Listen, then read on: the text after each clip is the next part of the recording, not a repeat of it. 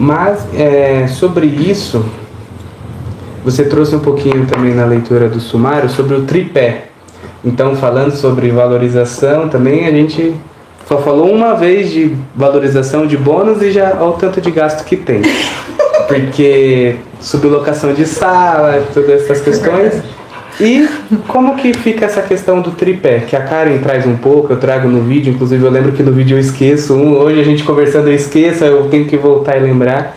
Que seria a teoria, você sempre se manter estudando, então psicólogo, acho que todas as profissões, mas em geral o médico que é mais valorizado, que estuda muito, mas assim, acho que todo mundo tem que estudar ao mesmo tanto que o médico, porque um estuda, porque a psicologia é isso, às vezes você vai atender um paciente com tal transtorno, você fala, tá bom, então acho que eu vou ter que voltar um estudinho mais para aquilo, mais para lá. Então, o estudo da teoria, a supervisão desses casos que você está atendendo na clínica e a terapia pessoal. Então, eu queria que você falasse um pouquinho sobre isso, um pouquinho de cada um, mas acho que principalmente sobre a supervisão também, a própria terapia pessoal, porque a gente lida... Lacan, Clínica da Angústia, então... Por que você fez careta? Lacan. É porque ele foi bem na prova, viu? A gente tem que entender, né? Pra eu falar mal ou não, eu tenho que entender. Mas brinco porque eu vi o semestre inteiro falar de Lacan, então a Clínica da Angústia, a gente lida com sofrimento, ninguém vai no psicólogo porque tá feliz, pô, tô felizaço, acho que eu vou visitar lá um psicólogo. Uhum. Então, a gente precisa desse tripé, então eu queria que você falasse um pouquinho mais aí, como que você Bom, já que eu já falei um pouco da formação, acho que isso que eu estava falando de pós-graduação, de formação em psicanálise, e esse é um aspecto muito formal, que tem titulações envolvidas, mas eu não entendo que esse pé do tripé diz respeito a isso. Eu acho que tem mais a ver com continuar estudando. Isso é uma necessidade. Inclusive, não só estudar temas da nossa abordagem, como que eu posso dizer? Então, eu vou sempre estudar muito psicanálise e nunca se esgota as temáticas, mas os temas que atravessam a sociedade, inclusive. Então, eu tenho que me manter muito atualizada, eu acho que é um compromisso ético se manter atualizados, a gente se manter atualizados com temáticas relacionadas a racismo, a discriminação de pessoas com deficiência. Então, assim, o que esses movimentos estão falando que a gente tem que acompanhar.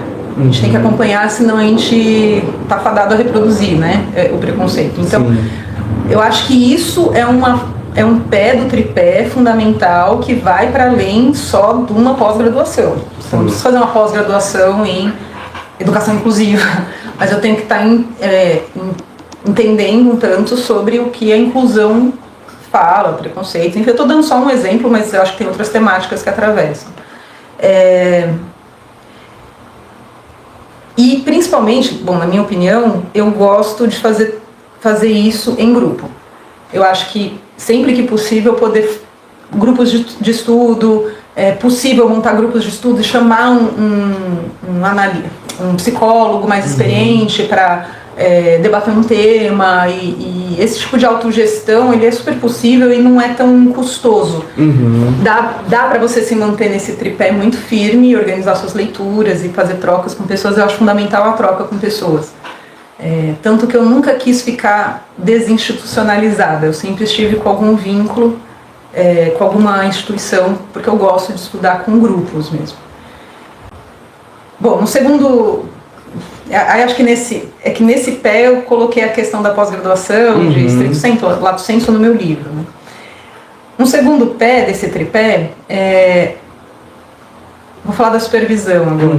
A supervisão é é que todos esses temas em psicanálise eles têm um contorno muito grande, muito específico, mas eu vou falar propriamente da psicologia. Tá. Supervisão não é algo que o CRP obriga. Não é que se eu não estiver fazendo supervisão, o CRP vai vir atrás de mim, não. Mas é altamente recomendado, principalmente, na minha opinião, acho que é uma questão ética mesmo, para quem atende na clínica. Não importa o quão experiente você é. Eu faço supervisões, no plural, até hoje. E os supervisores, eles estão muito no lugar de ajudar não só a pensar o caso, mas ver os nossos pontos cegos. A gente chama um tanto assim, né? Então, Às vezes a gente está ali escutando e não tá passando alguma coisa. Precisa de uma outra escuta para me ajudar na minha escuta, porque, enfim... Aí vou ter que dar explicações psicanalíticas, porque é a única que eu sei. Mais tranquilo. Mas assim, tem alguma coisa que não é conselho, eu sou uma pessoa, né? Eu tenho meus limites também da minha escuta. Então eu acho que a supervisão ela ajuda muito a pensar o caso, mas principalmente ver esses pontos cegos, e isso normalmente dá uma clareada de possibilidades para conduzir o caso. Quando a gente é recém-formado, então, nem se fale, porque as primeiras supervisões que eu dou, e eu dou supervisão para recém-formados em psicologia, é muito de manejo, de como começa a sessão, de como você corta o paciente, de como você cobra, de aí o que eu faço aqui, o que eu faço ali. Então é de manejo da sessão mesmo, muitas vezes. E tudo bem, ninguém nasce sabendo, leva tempo, e a gente precisa, é bom a gente ter uma ajuda. Como que eu escolhi meu supervisor?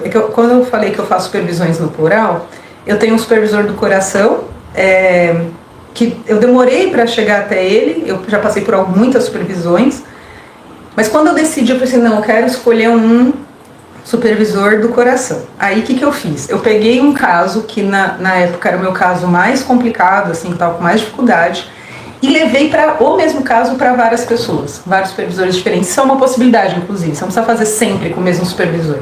É diferente de terapia. Eu posso fazer com outro. Levei esse caso para um monte de gente, assim, professores que eu gosto, né, psicanalistas que eu admiro, e vi com quem eu mais me identifiquei. Falei, putz, esse aqui eu me identifiquei com o jeito que ele trabalha, eu acho que é por aqui e tal. E aí fui por aí. É que hoje em dia eu tô num grupo que faz uma supervisão em grupo e tal. Participo também de um grupo de intervisão. A intervisão seriam pessoas mais ou menos com a mesma formação, que trazem casos e a gente discute o caso um do outro. Mas esses grupos precisam de muito cuidado, assim, porque às vezes a gente caminha para lugares não tão seguros. E aí o terceiro pé do tripé, eu acho que muito importante, acho que fundamental. Tem um livro do Caligares, Contato Caligares, psicanalista também, mas é um livro que também eu acho que ele é bem para iniciantes da clínica. Se chama Cartas a um Jovem Terapeuta. Quem é da psicologia normalmente já ouviu falar desse livro. E aí o Caligares, em algum momento nesse livro, ele diz assim, que muitas vezes, no percurso dos nossos atendimentos, a gente vai ficar com muita dúvida se o que a gente está fazendo é placebo, se o que a gente está fazendo está funcionando, se, meu Deus, será que isso aqui está certo, será que isso aqui é psicologia ciência mesmo, socorro. E aí você vai lembrar, vou falar nas palavras do Caligares, tá? Aí você vai lembrar que a psicanálise curou pelo menos uma pessoa, que é você.